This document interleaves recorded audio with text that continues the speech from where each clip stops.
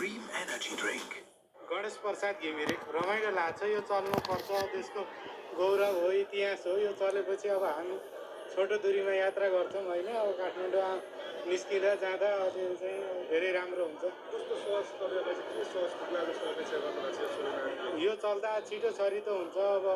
चाँडो जान पाइन्छ माथि अब पोहोर सालको घटनामा त्यत्रो जाममा परियो नि त अब त्यस्तो 2-4 दिन गाडी पुरिँदा थाहा पाइएन त्यस्तो विकल्प नहुँदा पनि यो विकल्पको रूपमा आउँदा धेरै खुसी हो पहिलाको सरकारले पनि अब विगत 35 वर्षमा केही काम भएन भनिएको छ नि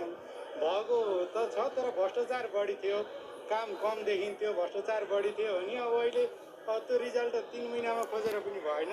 अब बालेन सरकारले गर्दैछ अहिलेको सरकार अब युवापन्थी छ हामीसित लक्षित छ होइन गर्दै जान्छ तर गर्छ खुसी लाग्छ यो चलायो अब यस्तै धेरै राष्ट्रिय गौ योजनाहरू अब